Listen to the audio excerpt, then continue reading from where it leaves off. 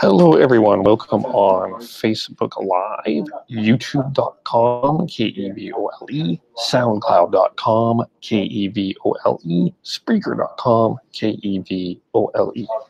And I just saw this tweet from this weekend. There was in over 38 countries. There was marches all over the world, the Women's March, the annual Women's March that I went to last year. I was not able to go to this year, but it was very well attended in a number of different places, including here in Vancouver, even though it was a very rainy day.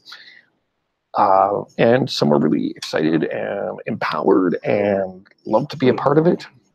In Calgary, I saw some videos even in Calgary and at Edmonton and lots of places, of course, all across the world. However, there was a woman named Sonia Kont. I hope I pronounced that right, Kont. She is the communications director for the UCP party in Alberta, and she tweeted this weekend. Unpopular opinion. These ideological marches like the one in Washington does not empower women. Last time I checked, we all had the same rights in society. Hashtag Canadian polity. So, of course, when you start with an unpopular opinion, it is fair that you're going to get some backlash. She got some. She also got some support. She also tweeted this as part of her conversation. Part of her thread is, I'm all for democratic protests and marches, but this one has no clarity of purpose. There are better ways to empower women instead of playing identity politics in a march. Now, to be fair, some certainly have agreed with her, but some disagreed with her. This is one of the responses of many. She got a lot of comments about what she said, and then she said some stuff after, and she then had an interview, at least one interview that I heard today. And but this was one that I wanted to get into a little bit into this because, as I said here as the title, I think Sonia Kont is missing the point. And I know that I'm a man. That may not seem weird that I'm going to just bear with me here as we chat about this going forward. Her point, which was a tweet from Alberta Can't Wait, which was, save your lectures. No one here knows the value of women's rights and freedoms more than Sonia.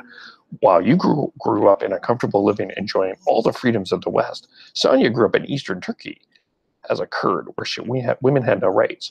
She's seen women tortured and continues and stoned to death. If you had seen what she has seen and lived through what she has lived through, you would hang your head in shame right now for your holier than mighty lectures.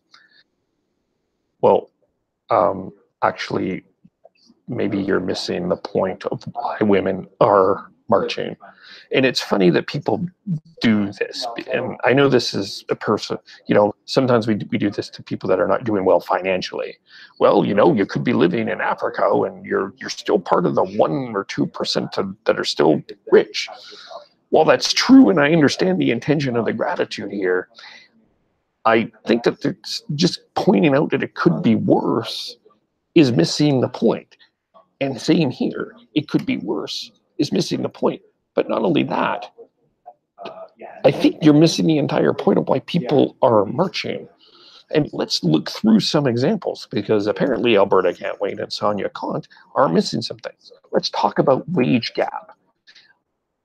From Statistics Canada, figures show that women holding a bachelor's degree have a median income of $68,342 in 2016. That's an annual salary.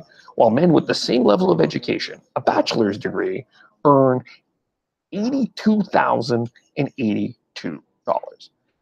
We have the largest Canadian wage gap for women is actually in Alberta, in where Sonia Kont is, in Alberta Can't Wait is tweeting from. That is the largest wage gap for women. Now, maybe I'm too simple. I know, I'm not the smartest guy in the room. Sometimes, who knows? But to me, I'm not the perfect scientist, but if a person is doing the same job with the same qualifications, I think they should actually get paid the same. There's tweets that this is actually a complex issue. This isn't a complex issue. If you're qualified and you do the exact same thing and do the exact same job, you should make the same wage. Not men making $82,082 and women making $68,342. That doesn't make sense. That seems simple to me. I'm not in the science strength, but this seems simple to me. Let's go on to some other stuff here, because wage cap is, we can unpack this, but let's talk about some of the things that have been said. This was just yesterday. From an analyst named Ron Duguay, a former hockey legend, on the officiating in the New York Rangers loss to the Los Angeles Kings. I think these guys would have been better off doing women's hockey today, because the way they did the officiating, they were kind of soft. Another backhanded compliment, or a backhanded slap and an insult to women from a male. Not the first time, but yeah. This is another comment that I saw on social media towards a woman. I really wish you would go away. You and your sister and a few other Edmonton women activism and its causes. You're ambassadors. You are the parking brakes of progress. Now, I know who this was directed to. It was, and you probably have seen it too. And I don't think that anyone would talk about Daniel Paradis as a person as a parking brake of progress. Forgive me if I'm wrong there. How about this? This is an article from, because one of the arguments that Sonia has been making is this doesn't really fit in necessarily the conservative women mentality. But this is an article from Michelle Rempel, and this is a quote from that. So I want to read this to you. The everyday sexism I face involves confronting the, air quote, bitch epithet when I don't automatically comply with someone's request or capitulate on my position on an issue. Assumptions that I have gotten to my station in life, and by insert your choice of sexual act with insert your of authority, enduring speculation and value judgments about my fertility, and responding to commentary that links my appearance to my competency. It involves my ass being occasionally grabbed as a way to shock me into submission. It involves tokenism. It involves something being written off as not serious when I've clearly proven I am. Now, I don't know Sonia. I've never met Sonia. Maybe you have out in Alberta. Some of you have. That's fine. Perhaps her world, it's not, this isn't it. But, and she's taken some, and there were others that have taken issues with these marches, feeling that they're only for a certain political stripe. And perhaps some feel that maybe this is for some political stripes and not others. I'm not going to necessarily comment on that because, I'm not an organizer of the event. And by the way, the event isn't for me specifically, although I have attended and wanted to, lend my voice in this. And you may be asking why I'm weighing in on this. And I just did some personal reflection this week because I was in a course. And one of the things that we had to do is write down people that have influenced me. And it was far more women that influenced me than men. And some of you may think, well, that's not very manly, Kevin. But I think if there was more men in the room, and if we had a group of men that had to do that exercise, most of the influencers and mentors in our lives are women.